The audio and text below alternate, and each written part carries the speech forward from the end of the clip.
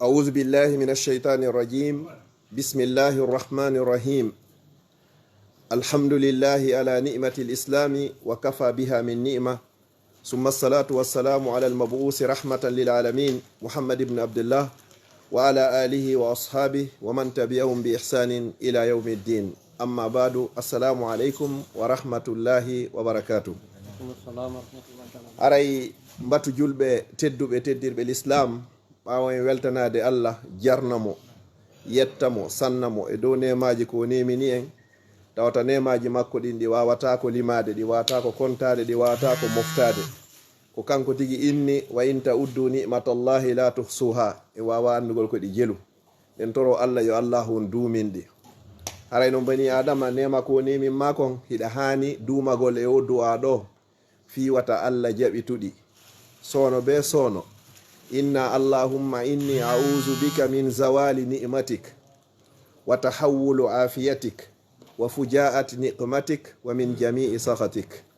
allah mi torikema wata waylu ɗum adda ɗum ɗa hande miɗo fowtino jango iwi, hande cellal no woduno, hande ko nawnare. mi torikema kadi hande mi mara lette e soñja hay hunde wata tippil lette e dow am. nelaɗo sallallahu alaihi wasallam hiɓe hewno du'agol e oɗo moƴƴa, allahumma inni a'udhu bika min zawali ni'mati. Parce que allah no wawi tude ɗum fu hande nde wotere perte hara ko ɓeɗe kun fa yakun. wa tahawulu afiyatik, e waylitugol hande afiya no wodi jango tawa hande kadi imminte wallinte.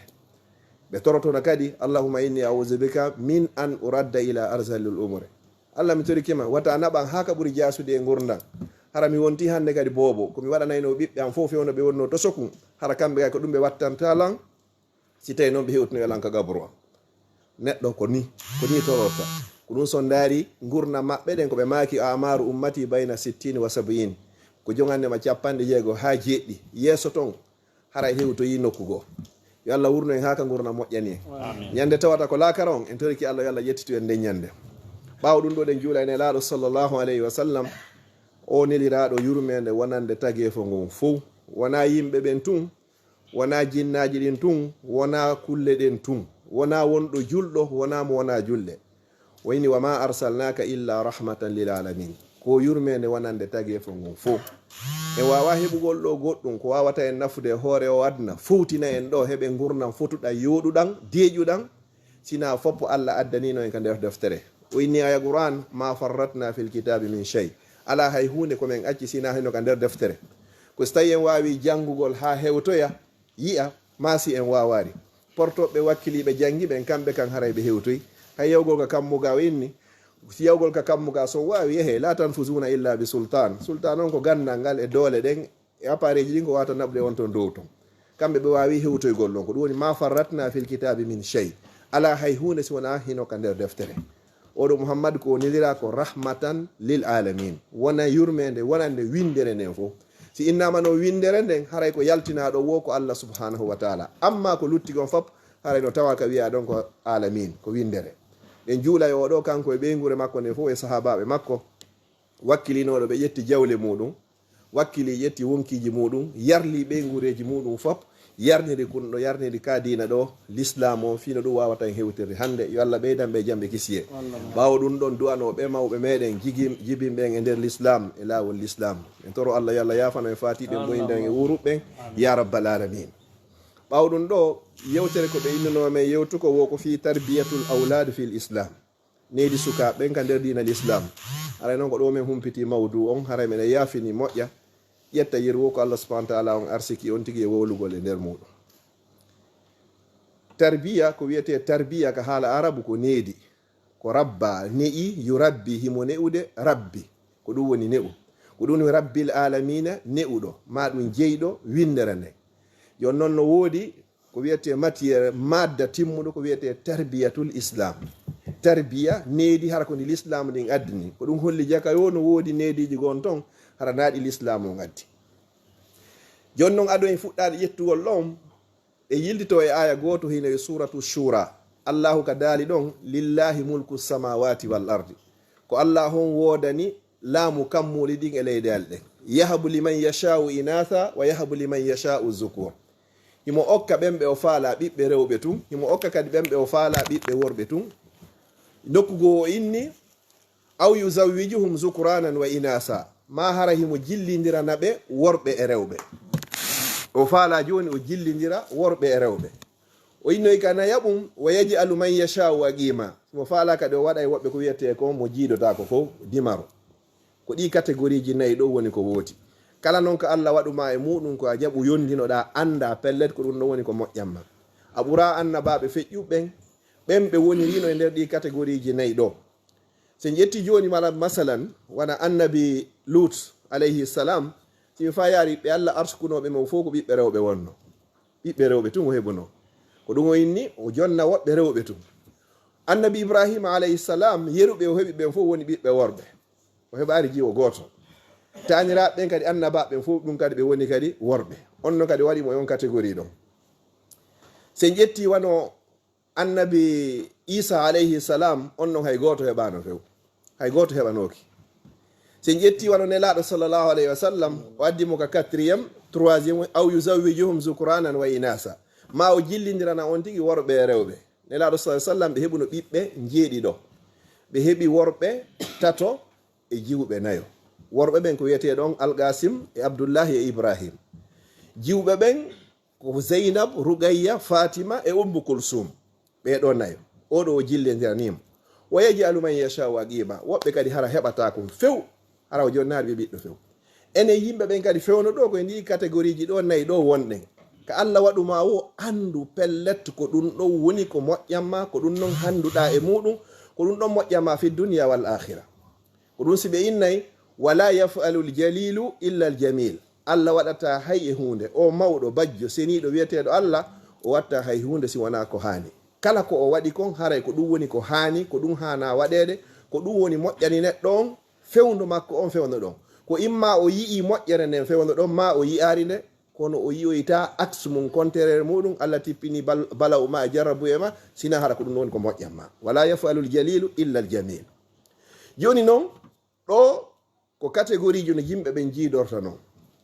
Si ɗum ɗo feƴƴi ɗon wonno chartiji ton 17 simi yejjitari ɗi nenejo e baba duwa ɓiɗɗo on hande kadi no tawa e muɗum ara noon taw ɗaɓɓangol ɓiɓɓe muɗum ɓen nenejo yeɗɗuɗo taw ka iwdi moƴƴi ka lasili moƴƴi taw hara ɗo joni si ɓiɓɓe ɓen immoyike ɓe weltoroye dambe ɗen ɗum noon no tawa ko haqqe ɓiɓɓe ɓen noon no tawa e muɗum kadi newugol ɓe ado taw ɓe jibinede taw ka newugol ɓe ɗon ka natande aranere ñande on tigi jombi duwaji jangeteɗi ɗon ɗin ado on tigi yottade e sonna mum ka ara nun ɗum yaafo ɗon kon tedduɓe tun teni yeeso an ɗo jangugol du'a on allahumma inni as'aluka khayraha wa khayra ma jabalta fiha wa a'udhu bika min sharriha wa sharri ma jabalta fiha. O ɗo du'a woni ko adorte ɗon ko newgol pay kun taw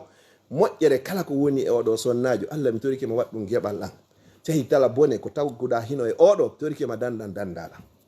Si ɗum ɗon feƴƴi ko hikkoyto ɗon kon kadi ala kala yidande joni ko du'a andaɗo bismillahi allahumma jannibna sheytan wa jannibi sheytan ma razaqtana. ɗon ɓiɗɗo on arayi taw Allah mi toriki ma dandan seytane danda o gonno sonnajo an kadi seytane dandanamen kadi seytane sa arsikimen ɓiɗɗo hakkudeji amen ɗum ɗo no tawa e muɗum no tawa e muɗum kadi juulugol darɗe ɗiɗi julnamo darɗe ɗi ha gayna okkoramo ɓira o yarama ndiyam si ɗum ɗon gasi hande kadi jogo noon sukun ɗum ɗo ko wiyete ko juburnu janga noon o duwa ɗo ɗum ɗo kaka fuɗɗode ni si ɗum ɗo feƴƴi noon haray hande kadi si woni noon joni ha Allah arsiki on gueɗal jo e nder muɗum fewno ka o sowi ɗon haray hande kadi o yiɗana nenejo on hebbingol janngugol Qur'an fi on ɗum nenejo on ko woni ñamde kon haray ko ɗum ɗon ɓiɗɗo woni wurude kadi haray ka nder reedu hebbingol janngugol o yiɗa ɗum ɗon fewno ɗon ado hewde ka aduna si yeyi noon ha o hewti kadi haray ka aduna hande kadi ko honɗum waɗɗi ñande o jibina si bobo on jibinama tun haray hande kadi ko honɗum hanuɗen waɗugol ɗon gogo on taw ko yettugol Allah subhanahu wa ta'ala mi yetti Allah on bajjo seniɗo wawɗo mo ronkata arsikuɗolan ko wiyete kon gueɗal jaw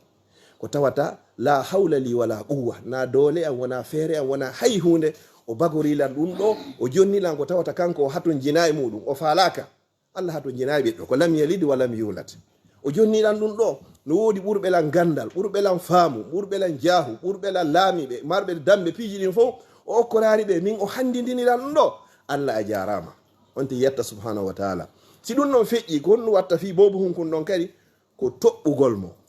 mo ko sunna hari kala ka bobo jibinirano e nder madinatul munawwara ɓe ƴetteno ɓe adda ka nelaɗo sallallahu alaihi wasallam nelaɗo toɓɓamo ko ɓuri moƴƴude ko toɓɓirte kon fop haray ko tamaro tamaro on si tawi hino woodi, si tawi noon ko Fuuta Jallo wona ka meɗen on na tamaro marsata ɗon hannde kadi. Si tawi noon tamaro no woodi ko honno nde guerte ko ya maɗɗo nde an babajo on ma an nenejo on ma ɗum kala neɗɗo mo faala ɗon yo ɓiɗɗo muɗum on artu ɗum.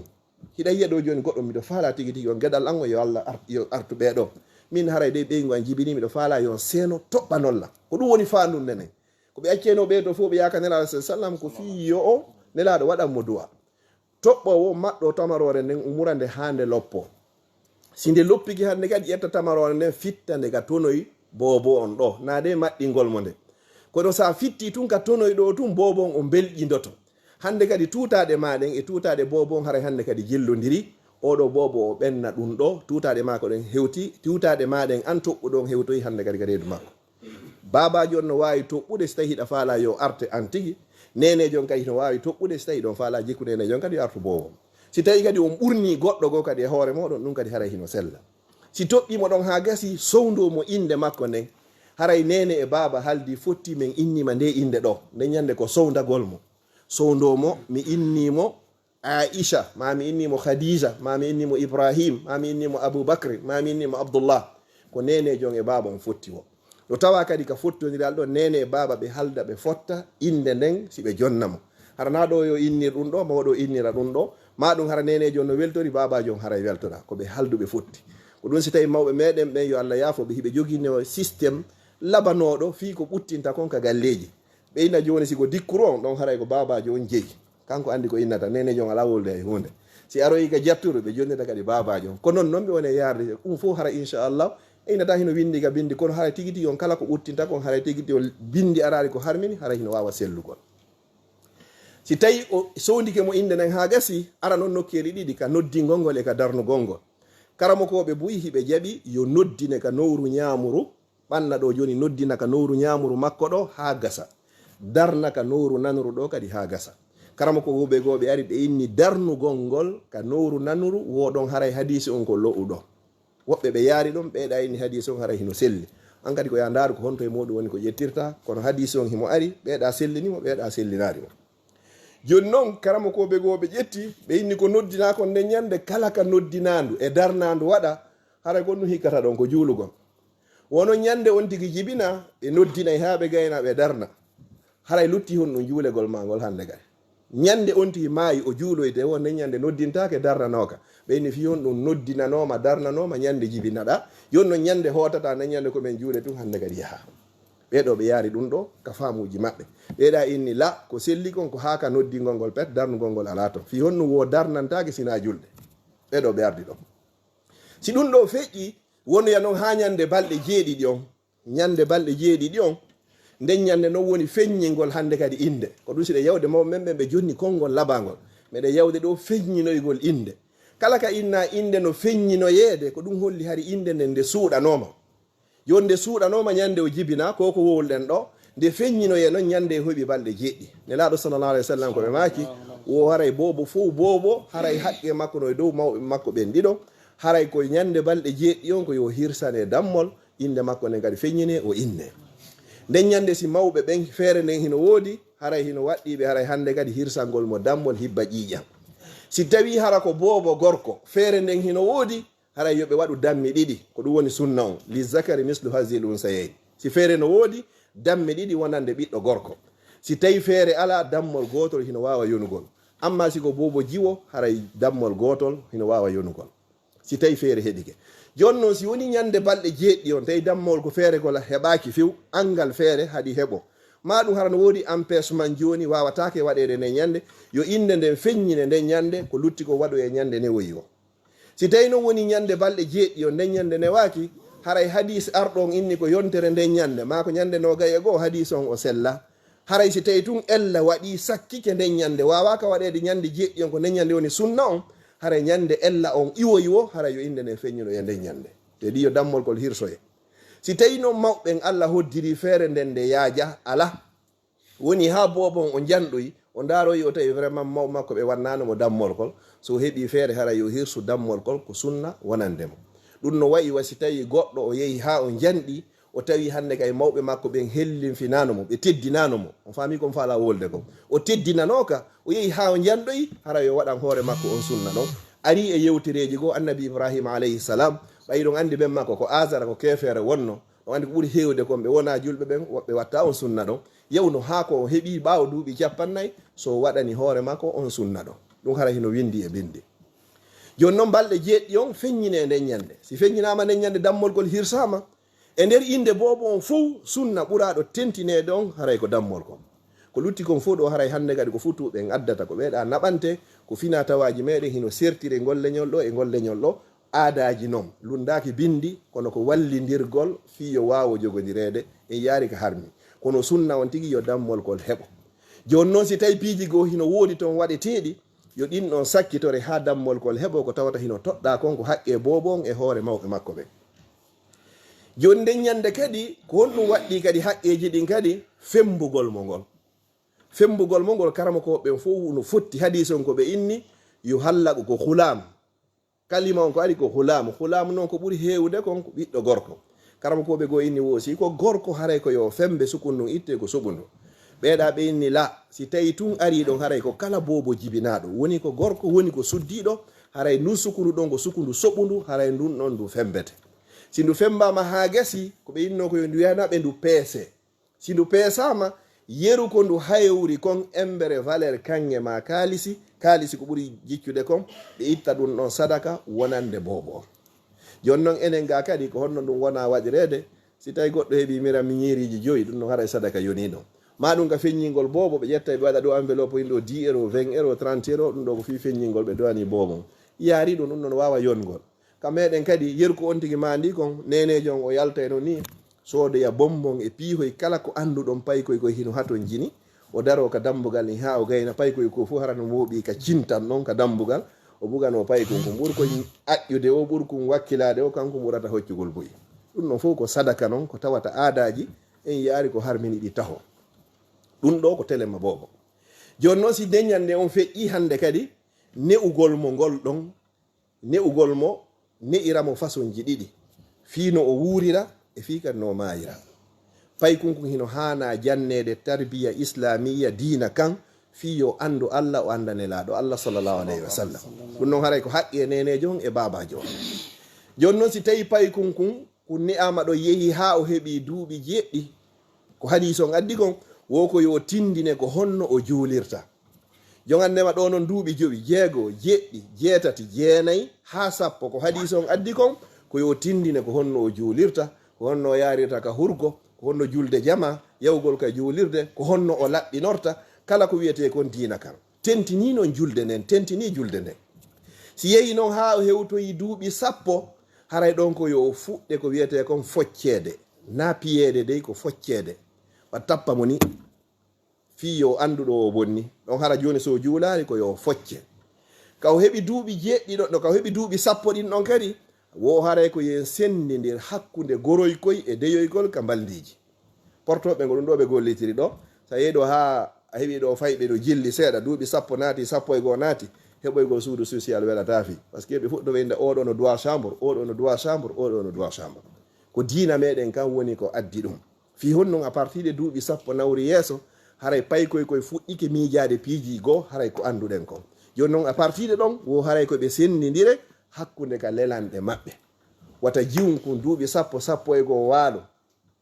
gorkum kon duuɓi 10 ma ɓuri kun ɗon seeɗa waaloraɗa kuma finoya tawa kunɗa coñci fof ala e hoore muɗum puusay kon ko miijo goɗɗum ko ndaara goɗɗum hawnaki ñande goo ko miijo goɗɗum ha kon waɗa konko ko miiji joni noon haray koɓe sendidire toriki Allah yalla ɓeydu e yaññande ɗum ɗon e laaɗo sallallahu alayhi wa sallam woni koɓe maaki no tawa kadi haqqeji ɗumaji ɗin kadi ɓe maaki kadi wo allimu abna'akum janne ɓiɓɓe mumɓen kan wo waɗɗagol geloɗi ko ɗum woni kadi e fampagol e fubbagol on se hari ko ɗin ɗon woodunonu on se hari goɗɗo so inama ko jambaro ko so tawi mo wawi waɗgol guere hara himo e hoore pucco amma noon fewdo ɗo ko wawugol technologie on ɗo hara mo wawi tappugol ɗo internet ɗo so tappira sikka kanko woni créé ɗum pay koy no hana jannede ɗum pay kon ko heɓa culture général hara wona ko woni o mi anda pay kon kadi ko woni hara na ko woni o mi acci ka Allah hara na ko woni o ko ni mi yetoto baba kadi pay kon hara no hani jannede kon faama kon anda kadi ko honno ko wurita dès le début ka fuɗɗode ɗon kadi pay kon kadi hino hana honɗum kadi aroya noon hannde kadi ne'ugol paykunkon l'islam on no addi façon tarbiyaji ɗin laawi 12 no paykon ne'irte e nder laawi 12 ko paykunkon ne'irte ko laawol 12 ɓolngol ma 12 ɓolngol ɓe waɗi toon hannde kadi fi pigga ɗiɗa fof piyatake few enen noon ko waɗɗen ko contraire on ko fuɗɗorgol piigol ngol gogo on taw ko paykun ne'ite ko wiyete kon a tarbiyatul imaniya ne'irgol paykun kun ko wiyete ko needi hara ko gomɗinal kum paykun ɗo kun anda pellet nenan e ben an ko ɓe woni sabu mi woodede hoore wadna ɓe anda pellet allah subahana taala on hino wooda ko kamɓe allah tagilan tagi yumman e ben an iman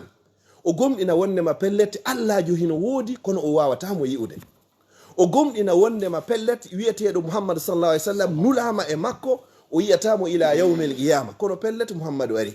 o gomɗina wondema pellet nde alqur'anare ko tippinde ko immorde ko daalol allah subhanahu wa taala o gomɗina wondema pellet malaika hino woodi o gomɗina nilaɓe hino woodi o gomɗina defte boy tippinama ko ɓuuri sellude fewnɗo ɗen fof ko nde alqur'anare ɗo o gomɗina ko wiyete kon kodduriye kala ko heɓimo ko immorde allah subhanahu wa taala ko ɗum wiyete tarbiyal imaniya si ɗum ɗon feƴƴi no wodi on a tarbiyatu bil qudwati l hasana ne'irgol mo hara ko needi labandi ni noon ko ñentinal ngal nenejon e babajon innata waɗe ɗum ɗo hara koyo paykun ko yi'utu nene e baba mankata waɗugol ɗum ɗo koye andi ɗum ɗo directement koko waɗete ko ndin needi ɗon ɓurata battinde e paykunkum ɓuri ko nene e baba on haɓɓitoto wondema ko be paykunkum waɗa o yiyay hiɗa waɗa o waɗa hay sa wi'ari yo waɗu kono sa inni yo waɗu no gasa wonde o salo ɓay haray handi hiɗa faala ɗum ɗo kono si tawi nene juulataka nder suudu baba juulataka nder suudu nene ƴetta coñci l'islam yaltay no ɓorni ko ɓorni o nene jon waway darade inna jiwunkum hande kadi yokun ƴettu coñcu timmuɗi la wawata marsude babajo on o fimay babajo on femmoto rok babajo on salmodira e debbo lunnodiray e debbo ndaaray ko ndaari o hara pay koy koye hikoye renti o waway newde koye ɗon waɗa ɓe waɗu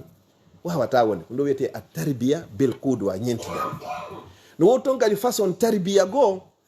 ko tarbiya ko honno nelaɗo salah sallam gerdayno ɗum ko wonnugol neɗɗo newiɗo telemma fayɓe ɓen calcule nelaɗo sallah alih sallam ko allah tagi kon fof kanko allah ɓuuri yiɗude nelaɗo sallallah alih sallam jicci ka leydi juggi sokeje maɓɓe ɗen ha gasi ɓe darni koppi ɗin ala hasan e al huseyni ƴewi ka ɓawo maɓɓe nelaɗo sallah alih sallam hino rugude e nder suudu ndun fof pay koye hino wi'ude ka ɓawo ko puccu amen ngun nelaɗo sallah sallam maki wo ni'imal jamalu kuma moƴƴi puccu so tawi komi woni puccu mongo alamarɗo puccu ɓuri puccu mongo ɓe taari ɓe rugi e nder suudu ndun fof nelaɗo hino welti pay koye hino welti ɗum ɗo tigi tigi on waɗay ha giggol adda hakkude pay koye e maɓɓe hara na hewtugol baba ari koɓe jokkuno ko fof hay so tawi ɓe ñamude ɓe accitimo be dogi natoyi ka chambre mum soki sa hewti ko an tun e madan on hande kadi hara hay madan on mapigi hande kadi ɗum ɗon labaka ko foti hara sa yeyi ɓeɗen faala yiwde baba emba baba ne ɓoyi baba ko hunde tuma artata ɗum ɗon hara ino laba kono si baba yeyi allah wata baba artu haray labaka ino ara noon hande kadi ko ɗum si ñande go nelaɗo sallah alih sallam alhasan e alhusayne hiɓe ari hiɓe fijira nelaɗo sallah sallam nelaɗo no ɓorni ha moƴƴi hiɓe itta kufune on itta meete longol tedi hiɓe jurgujurgunno coñci maɓɓe ɗin fof si tawi ko woɓɓe men ko ni tu yiltere jom waɗi po ko banto wodo ko to ko waloyto tawi noon goto hino ɗon allah no okkorimo ɓiɓɓe worɓe 10 o daari ɗum ha tawi ɓernde makko ne sokinoke ko paygoy ko woni jirgue nake hoore nelaɗo sallah sallam ko on say ɓay yeehi ha paygoy ko jottike on say o indi nelaɗo maki na sallallahu alaihi wasallam o ini wo min allah hino arsikilan ɓuri ɓiɓɓe 10 kono ha hande mi lunnaki hay goto e maɓɓe nelaɗo maki sallallahu alaihi wasallam e maki on man la yarham la yurham kala on neɗɗo mo yurmatake allah kadi yurmatake mo nokkoyel goɓe maki wo ko honnuno mi wawanma ko ɗum min mi wawanma si allah itti yurmede nder ɓernde ma yo allah okke ɓeɗo fof a ƴettata koye fijirakoye yaltida e makkoye enen kadi fewno ɗo no gasa leere an o yoni koyen wattan hakkil moƴƴa noon fewno ɗo naɓugol paykoy ka foire a yiyay toon piiji ɗi a hana yewde kono si a yadari e maɓɓe ɓe yahana e hoore maɓɓe ɓe wawata sendidirede ko hana darede e ko hana ka darede go'o sa heɓanari paykoy goy ƴettugol koye ɗo yaha parque wonde fija hay so tawi na ñande ɓe wonde ƴettu tamma on fof sacrifice waɗa hande may ñalle ma ɗum wonde ƴetta are may fijide ƴetta koye yaada ñande go mahi ñamen ɗo waɗen ɗum ɗo ɓe yiya ɓe ndara kaarijo alajji kaari en ustaji kaari en ceerno kaari en imamu kaari en hande de ɓe tawi ɓe tippiti leyga hara na kaftane wi ɓorna hara na putoru waɗa hara ko conci niveau payi koy hara yiwɗoma wota o faytete yaha e maɓɓe nañana ñallal ngal fof torbodiron sa inni joni acceñe yango e yaadu e ɗo ɗum ɗum wona e saabu ko pooɗiri ɗe hande kadi kono hara wona wongol hakkude ma e maɓɓe ko soobe to darene laaɗo sallllahu alayhi wa sallam hiɓe ƴawi hutbugol e mimbar ɗo e hutuba juma no naata ha heewi tew payi koy ari hino ruuga leyga enen ɗo e sonka en nawre to payi koy wata koye ɓaɗa ɗo si ɓe arari ɗo ñande mayɗen feƴƴi e mawɓe meɗen men ɗo joni haray ko hombo lontoytoɗo haray ala koyen accu koye adda koye fija ɗo sikoye fuɗɗike wadde ko hana innen ɗum ɗo waɗatake hetti fiyen koye ɗo nelaɗo salah sallam fuɗɗike ñamidugol e payi koye enen ɗo payi koye koye ñamo e feere mawɓe ɓe ñama feere hawtatake son hawtari noon ko honno wawataɓe ne'irde ɓe anda ko honno waɗete sanga ñamete e sanga ñamatake hiɓe ka hoore hutuba ɗo payi koye koye hino ley ɓe gerdi e payi koye koye gerdi e ƴawgol ha ɓe wawari nelaɗo tawi ɓernde nden wawtari yurmede ko Allah waɗi e maɓɓe kon ko honɗum ɓe waɗi ko taƴugol hutuba ɓe accidi hutuba few hutuba juma kadi ɓe tippi ɓe ƴetti kuma ɗo ɓe ƴawdi e makko e ka hoore mimbar ɗo enen si goɗɗo waɗi ɗon tigui tigui hara kanko on to sirla inka Facebook ɗo ɗum ɗo le ko hayru halqillah ɓurɗo moƴƴude e tague fof ngo woni ko waɗi ɗum ɗo fiye ñentimmo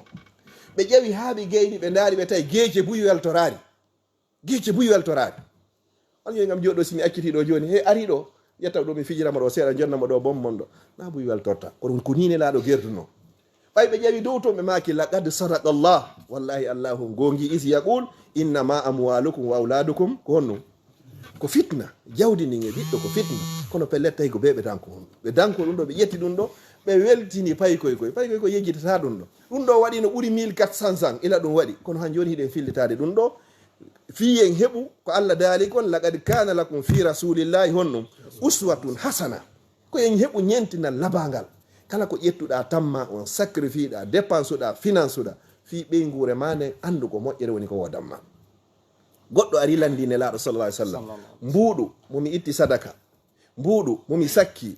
mbuuɗu momi naɗi ka juulirde mbuuɗu momi ƴetti 50 centime ma ennero mi soodi bireedi walla mi naɓorani ɓeygure annen ko hombo e maggal ɓuri baraji islanawina joni ka juulirde non la ka juulirde wo ko mo ƴettuɗa on naɓuɗa jonnuɗa ɓeygure ma nden ko hon ɓuri jogade baraji ka Allah nde ɗa waɗana ɓeygure ma nde wo fiɓu anni e Allah ɗiɗi mi woni e wadde ɗo foti ko supermarché foti ko essence foti ko birediwal foti ko pizza foti ko snack kala ko wonɗa waɗande ɓeygure ma nde fiɓu anni e Allah ko an ƴetti responsabilité ɓe on fawi e hoore am ko an kadi waɗi arsike maɓɓe on kadi e juuɗe am Allah mi toriki mi waɗanan ɗum ɗo sadaka de ta dépense hara wonanima hande kadi baraji ɗum ɗo leere on yoni haqqeji ɗin ɗi lannari ko ɗi 17 kono en ari ha wano waɗo miɗo toro Allah subhanahu wa ta'ala on yo Allah fewnan en zurriyaji meɗen ɗin e hoore lawol l'islam kala jogiiɗo zurriya woɗɗi ɓadi tawata hiɓe ɓoyli ko Allah woni fewnowo yo Allah on fewnamo tawa ɓe hiɓe feewi ɓen yo Allah on tabintimɓe e hoore lawol l'islam marɓe ɓen fof yo Allah on ɓeydanɓe kala ɓe jogaki ɓen kadi yo Allah okkorɓe zurriya wuroɓe waɗaɓe barki mawɓe meɗen newɓen e hoore lawol l'islam fatiɓen fof yo Allah yafoɓe toriki Allah luttuɓe hakkudeji meɗen yo Allah on ɓoyni ɗumen e maɓɓe rabbana hablana min azwajina wa zurriyatina qurrata ayunin waj'alna lil muttaqina imama wa akhiru da'wana alhamdulillahi rabbil alamin.